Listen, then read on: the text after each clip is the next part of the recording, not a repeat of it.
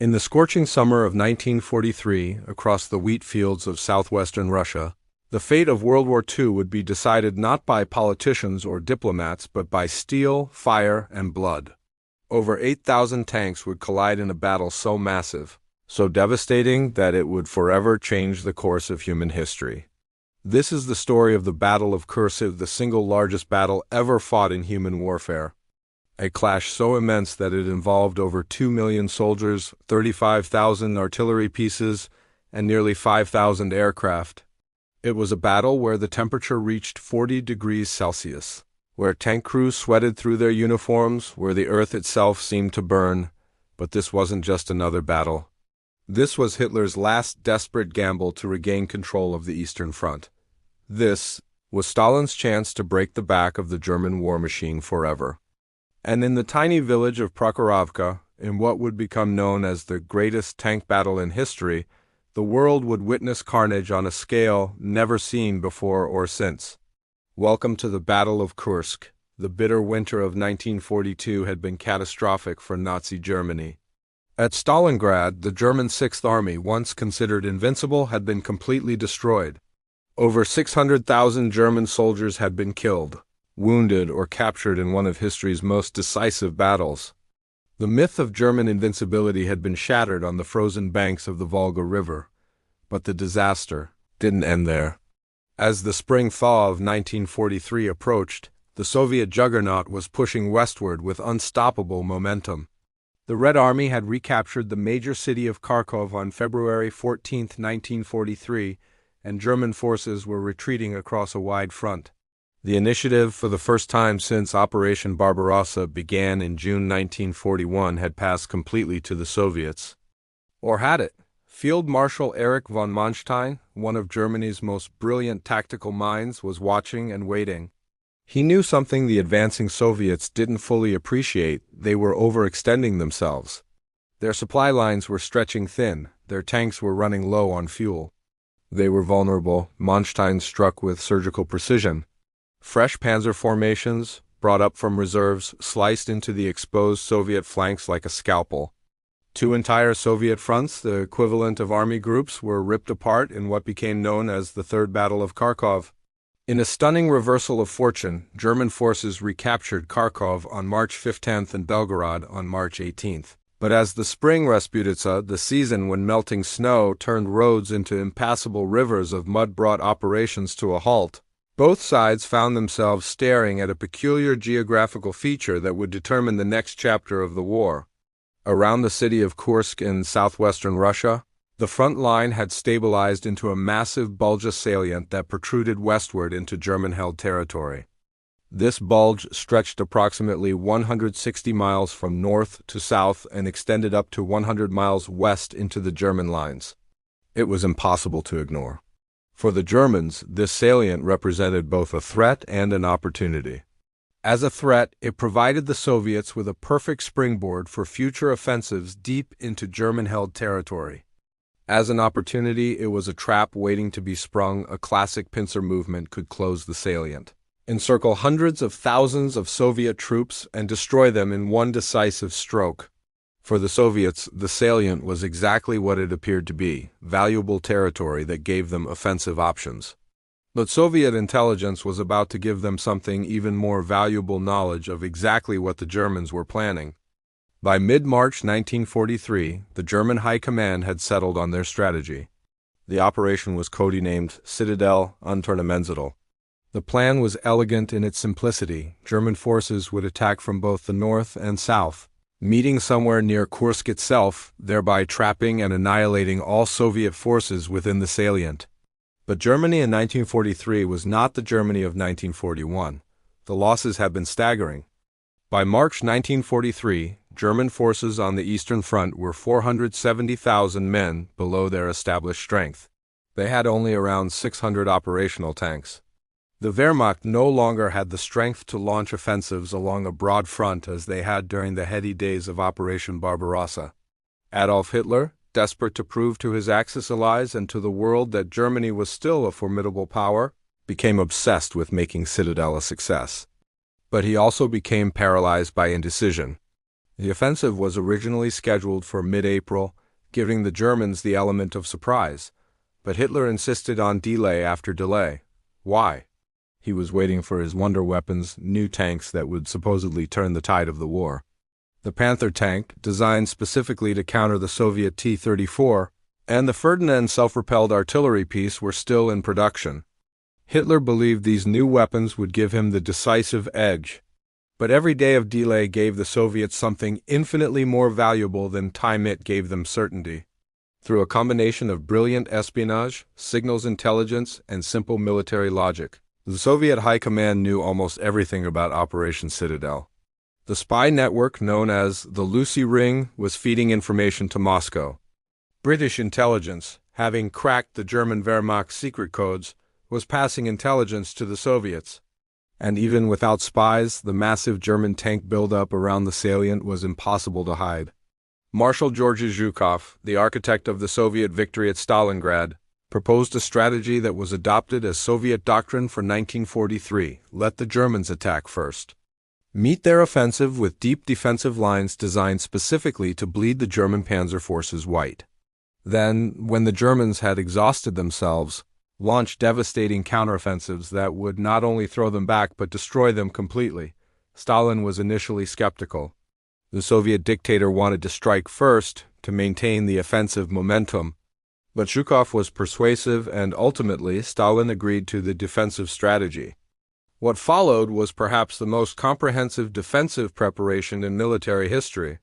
The Soviets summoned 300,000 civilians to work alongside military engineers in building defenses around the Kursk salient.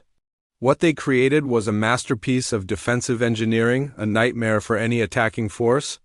The defensive system consisted of 8 separate defensive belts, extending as deep as 65 miles behind the front line. Each belt contained intricate networks of trenches, anti-tank ditches, and bunkers. The Soviet defenders dug over 2,500 miles of trenches, enough to stretch from Moscow to Paris, but the real killers were the mines. The Soviets planted nearly 1 million anti-personnel and anti-tank mines throughout the defensive zones. Tank traps, deep ditches designed to immobilize armored vehicles, were positioned at every likely avenue of advance. Barbed wire snares covered the approaches. Artillery positions were pre-registered on every possible German assembly area. By early July 1943, the stage was set for the largest battle in human history. When Operation Citadel finally launched on July 5, 1943, the forces arrayed against each other were staggering in their scope.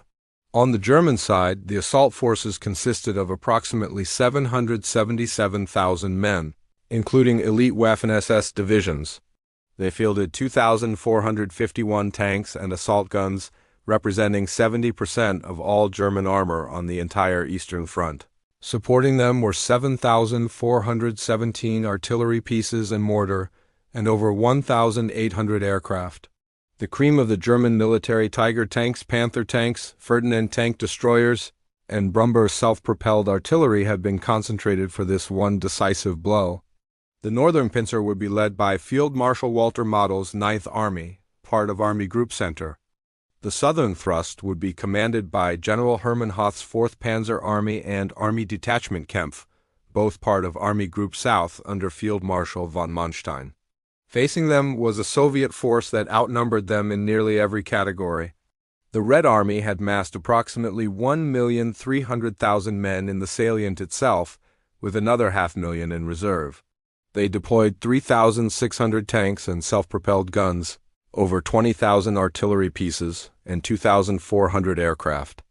And behind them, 5 entire reserve field armies waited, including 1,500 additional tanks ready to be thrown into the battle at the critical moment. The Soviets were not just defending, they were preparing to destroy. German troops spent the evening of July 4th making final preparations. They removed barbed wire and cleared paths through their own minefields, preparing for the assault that would come with the dawn. But Soviet reconnaissance units spotted these activities. At 10 p.m., Marshal Rokossovsky gave the order that would set the tone for the entire battle. Soviet artillery, thousands of guns opened fire on German assembly areas. The bombardment was devastating, catching German troops as they prepared for their own attack. For 30 minutes, Soviet shells rained down on the German positions. Then silence. But the Germans weren't finished. At 3 a.m. on July 5th, they launched their own artillery bombardment, followed by waves of Luftwaffe bombers. The ground shook. The sky turned orange with fire. And then, as dawn broke over the Russian steppe, the panzers began to roll. In the north, Field Marshal Model's Ninth Army attacked with confidence. His forces included the newest German weapons, 65-ton Elephant tank destroyers armed with powerful 88mm guns, and the heavily armored Brumber assault guns. Tiger tanks, virtually invulnerable to most Soviet anti-tank weapons, led the advance. But Model's confidence was about to meet Soviet reality. The German tanks advanced into what can only be described as a killing field. The first defensive belt was a maze of minefields, anti-tank ditches, and pre-sighted artillery positions. Tiger tanks and Elephants, designed to be unstoppable, found themselves immobilized in minefields or stuck in anti-tank ditches. Soviet anti-tank guns, hidden in camouflaged positions, opened fire at close range. The Germans pushed forward with characteristic determination. They breached the first defensive line, then the second. But each breakthrough came at terrible cost. And every time they broke through one belt, they found another waiting behind it, fresh troops, fresh defenses, fresh minefields. By the end of the first day, Model's forces had advanced only 6 miles.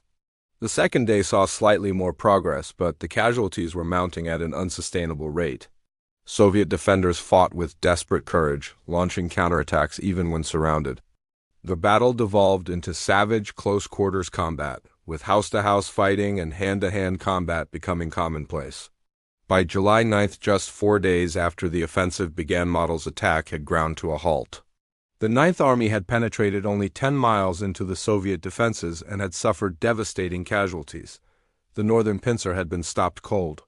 The situation was different in the south. General Hermann Hoth's 4th Panzer Army was making better progress, but at an equally terrible cost. Hoth's forces employed a new tactic called Panzerkeil, the armored wedge. Tiger tanks, with their thick frontal armor and devastating 88mm guns, would lead the advance, smashing through Soviet defensive positions. Behind them came Panther tanks and conventional Panzer IVs, exploiting the breakthrough.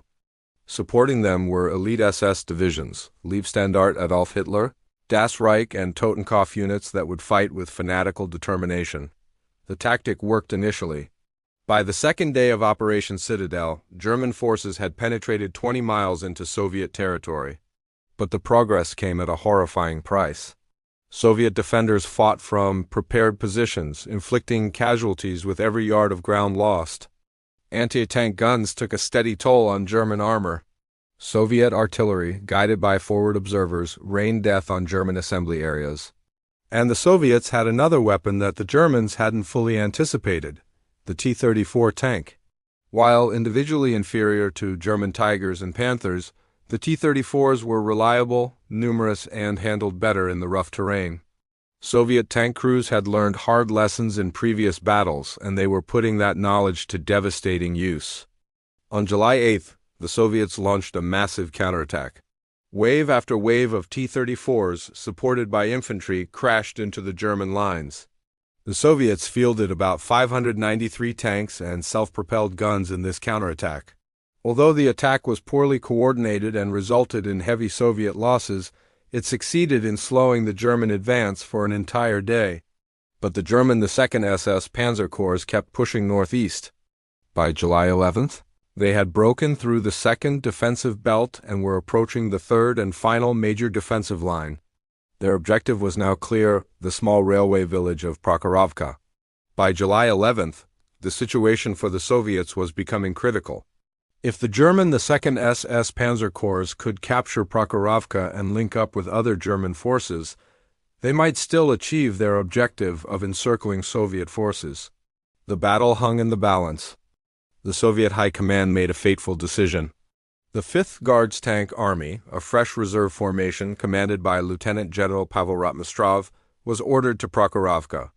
The 29th and 18th Tank Corps, fresh units brought up from the Strategic Reserve, would join them. The army covered 390 kilometers in 3 nights, reaching Prokhorovka on the night of July 9th.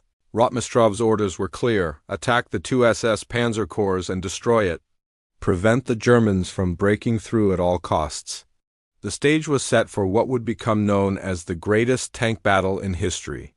The sun rose on July 12th over the wheat fields southwest of Prokhorovka, illuminating a landscape that would soon become hell on earth.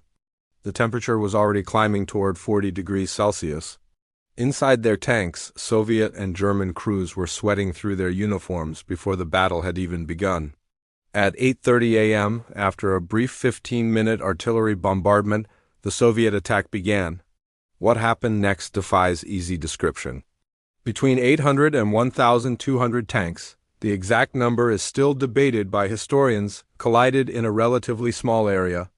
It was the single largest concentration of armor ever committed to battle at one time. The Soviet plan was audacious to the point of desperation.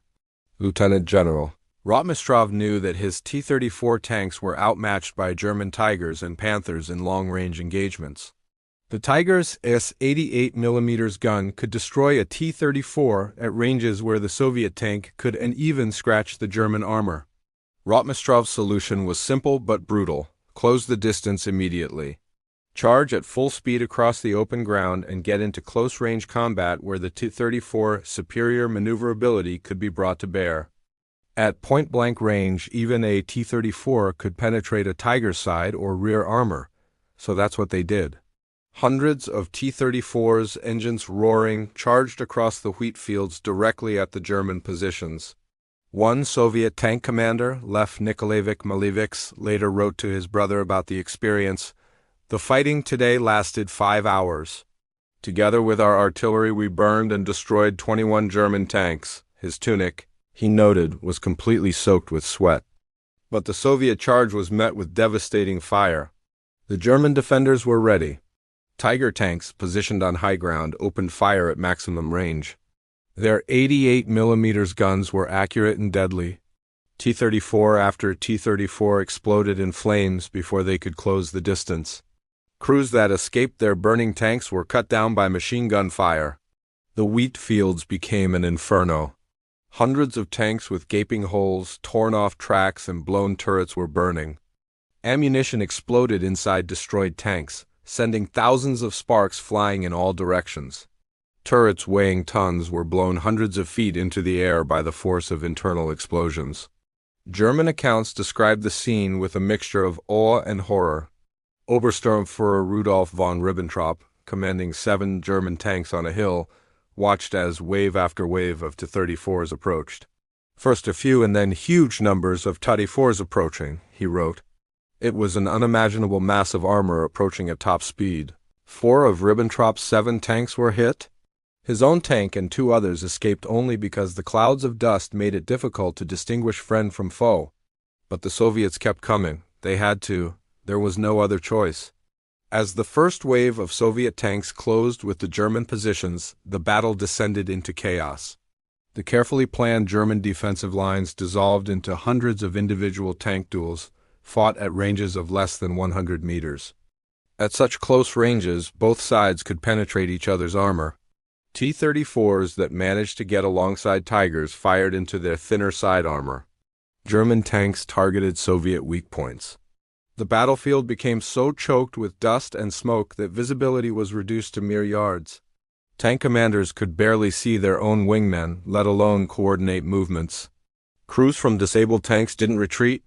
They continued fighting on foot, using submachine guns, grenades, and even knives. Hand-to-hand combat broke out among the burning wrecks. Soviet airborne troops and riflemen supporting the tank attack clashed with German panzer grenadiers in savage close-quarters fighting. Overhead, the air battle was equally ferocious. Soviet and German aircraft dogfought above the tank battle below, and both sides lost dozens of planes.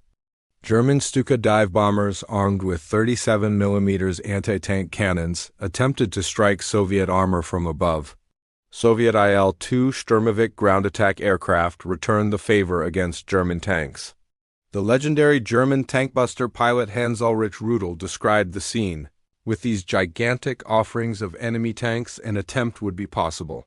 Flying at altitudes between 1,200 and 1,800 meters, Rudel and his squadron attacked Soviet tank formations despite heavy anti-aircraft fire. The battle raged for hours.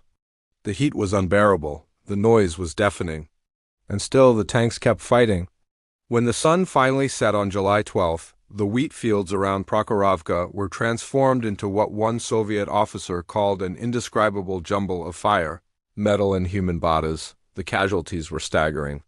The traditional narrative promoted by Soviet propaganda and accepted by many Western historians for decades claimed that the Germans lost 300 to 400 tanks in a single day, including 70 Tigers.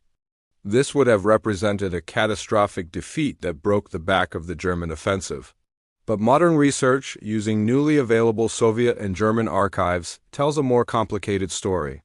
Historian Valereza Mulin, using detailed archival research, concluded that the actual number of tanks that participated from both sides was around 500 to 800, still a massive engagement, but not quite the 1,500 sometimes claimed. More importantly, German tank losses at Prokhorovka were far lower than traditionally stated. The Second SS Panzer Corps lost approximately 60 to 70 tanks on July 12, significant but not catastrophic. In contrast, the Soviet 5th Guards Tank Army suffered devastating losses, between 300 and 400 tanks destroyed or damaged. By traditional measures, Prokhorovka was a tactical German victory. Here's where the story gets interesting. Despite winning the tactical engagement at Prokhorovka, the Germans lost the Battle of Kursk. Why? The answer lies in what the battle revealed about the larger strategic situation. The Germans could not afford their losses, even when they won. The Wehrmacht had thrown 70% of its armor on the Eastern Front into Operation Citadel. Those tanks and the trained crews that operated them could not be easily replaced. The Soviets, on the other hand, could absorb losses that would cripple any other nation. Soviet factories were producing approximately 2,000 tanks per month. Germany was producing about 100. The Soviet Union could field reserve armies, entire field armies, held back from the initial fighting to throw into battle when needed. Germany had no such reserves. Moreover, Soviet defensive doctrine had succeeded brilliantly. By forcing the Germans to attack into prepared defenses through minefields and anti-tank ditches, while subjected to constant artillery fire, the Soviets had bled the German panzer formations white. Even when the Germans won tactical victories, they emerged from each battle weaker than before. But there was another factor, one that had nothing to do with Prokhorovka or Kursk. On July 10, 1943, 2 days before the climactic tank battle at Prokhorovka, Allied forces landed in Sicily. The invasion of Italy had begun. Hitler's empire was now threatened from the south as well as the east. On July 13th, the day after Prokhorovka, Hitler met with Field Marshals von Manstein and von Kluge. Despite the protests of his generals who wanted to continue the offensive, Hitler ordered Operation Citadel cancelled. Elite SS divisions would be withdrawn and transferred to Italy to meet the new threat. The Battle of Kursk was over. But the Soviets weren't finished, not by a long shot. On July 12th, the same day as the Prokhorovka tank battle, the Soviets launched Operation Citadel against the rear of German forces on the northern side of the salient. This was the counteroffensive that Zhukov had planned all along. Fresh Soviet armies held in reserve during the German assault now smashed into weakened German positions. The Germans, their offensive capabilities shattered and their best units exhausted, could only retreat. On August 3rd, the Soviets launched the second phase of their counteroffensive, Operation Polkovodets-Rumyants, against the German forces on the southern side of the salient. The city of Belgorod was recaptured on August 5th, Kharkov, the city that had changed hands, multiple times fell to the Soviets. For the final time on August 23rd, the Battle of Kursk officially ended on August 23, 1943, but its consequences would echo for the remainder of the war. The casualty figures from Kursk are staggering, even by the horrific standards of the Eastern Front. Soviet casualties are estimated at 250,000 to 350,000 killed, wounded, or missing.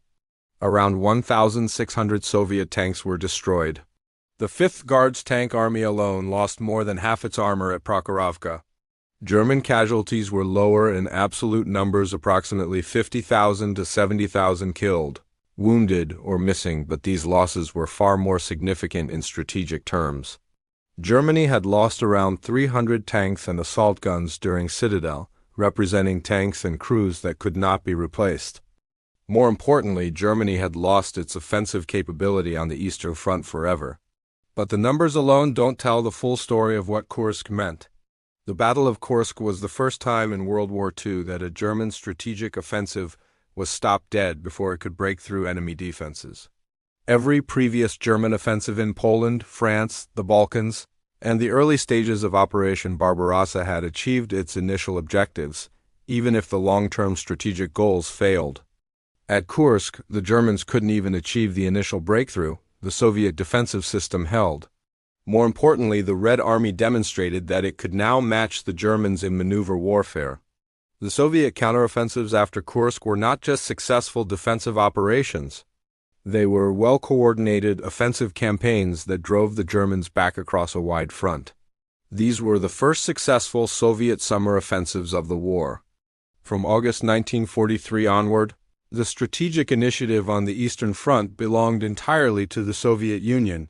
The Germans would never again launch a major offensive. In the East, for the remaining 21 months of the war, the Wehrmacht would be in continuous retreat, fighting desperate defensive battles against an enemy that grew stronger with each passing month. The Battle of Kursk taught several crucial lessons, written in the blood of hundreds of thousands of soldiers. First, intelligence matters. Soviet knowledge of German plans, gained through espionage and signals intelligence, allowed them to prepare perfect defenses. The element of surprise essential for successful armored warfare was completely absent. Second, time matters. Hitler's delays while waiting for new tanks gave the Soviets months to prepare defenses that turned the Kursk salient into a fortress. Had the attack been launched in April as originally planned, the outcome might have been different. Third, industrial capacity matters. The Soviets could afford to lose 1,600 tanks because they could build more. The Germans couldn't afford to lose 300 tanks because they couldn't replace them. The Soviet war economy, despite its inefficiencies, was simply producing more war material than Germany could match. Fourth, doctrine matters. Soviet defensive doctrine: deep defensive belts, massive use of mines and anti-tank obstacles, artillery in depth proved devastatingly effective against German armored assault. The Germans had perfected offensive armored warfare in 1939-1941 by 1943. The Soviets had perfected defensive warfare to counter it. Finally, quantity has a quality all its own. Soviet numerical superiority in manpower, tanks, artillery, and aircraft meant that even when German units fought brilliantly at the tactical level, and they often did, they were simply overwhelmed by Soviet mass. The Battle of Prokhorovka became a central part of Soviet and later Russian military mythology. For decades, it was portrayed as the decisive moment when heroic Soviet tank crews destroyed the German armored elite in the largest tank battle in history, turning the tide of the war. The reality, as we've seen, was more complicated. Recent archival research has shown that the number of tanks involved was smaller than traditionally claimed, though still massive. Soviet losses were far higher than German losses in the battle itself. The tactical outcome was, at best, a draw and possibly a German victory. Prokhorovka alone didn't decide the Battle of Kursk. The broader defensive system and subsequent counteroffensives did, but mythology serves a purpose. For the Soviet Union, Prokhorovka became a symbol of sacrifice and victory against impossible odds. For the Germans, it provided a convenient explanation for defeat. They were overwhelmed by superior Soviet numbers and resources, not defeated by superior strategy or tactics. The truth, as always, is more complex and more interesting than the myth. Behind the statistics and strategic analysis were human beings, millions of them. Young men who sweated in tank turrets in 40-degree heat. Crews who watched their friends burn alive in knocked-out tanks. Infantry who charged across open ground into machine gun fire. Pilots who fell from the sky in flames. Civilians who dug trenches and were caught in the crossfire. Soviet tank commander Lev Nikolaevich Malevich, whose letter we quoted earlier, survived Prokhorovka. He was too exhausted after 5 hours of combat to eat the dinner that was brought up to the front line. Did he survive the rest of the war? We don't know. Millions didn't. The Church of Saints Peter and Paul in Prokhorovka, dedicated in 1995 on the 50th anniversary of victory, bears the names of 7,000 soldiers who fell in the battle. Marble slabs list name after name after name, and those are just the identified dead from one side at one battle. The true number of deaths at Kursk, Soviet and German, will never be known with certainty.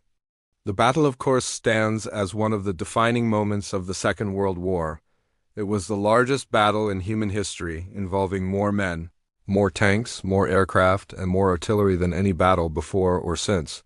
The single day of July 5, 1943, the opening day of the German offensive, was the costliest day in the history of aerial warfare in terms of aircraft shot down, but Kursk was more than just statistics. It represented the end of German hopes for victory on the Eastern Front. After Kursk, Germany could only delay defeat, not prevent it. The Wehrmacht would fight on for another 21 months, inflicting and suffering terrible casualties, but the strategic outcome was no longer in doubt. For the Soviet Union, Kursk represented validation of their strategy, their sacrifices, and their industrial mobilization. The Soviet war machine built at terrible cost during the 1930s industrialization drive had proven capable of outproducing, outfighting, and outlasting the German military machine that had conquered most of Europe. The wheat fields around Prokhorovka, which had witnessed the greatest tank battle in history, would eventually be replanted. The burned-out wrecks of thousands of tanks would be cleared away. The craters would fill in. Life would go on, but the world had changed. At Kursk, the tide of World War II turned decisively. The long road from the Kursk salient to Berlin had begun, and nothing would ever be the same again. The Battle of Kursk reminds us that the largest events in history are made up of countless individual moments of courage, sacrifice, and tragedy. Behind every statistic was a human being. Behind every knocked-out tank was a crew that fought and often died inside. Behind every mile of advance or retreat were soldiers who marched, fought, and bled. We remember Kursk not just as a strategic turning point, but as a monument to human endurance in the face of unimaginable horror. Both sides fought with desperate courage. Both sides suffered terribly. And in the end, the battle decided the fate of nations and the future of the world. That is the legacy of the Battle of Kursk, greatest battle ever fought. Thank you for watching this documentary on the Battle of Kursk. If you found this video informative, please subscribe, and hit the notification bell to see more World War II documentaries on this channel. In the comments below, let us know, what aspect of the Battle of Kursk do you find most fascinating? Do you think the traditional narrative of Prokhorovka needs to be reconsidered in light of new evidence? Join us next time as we explore another pivotal moment in the Second World War. Until then, remember history and remember those who made it.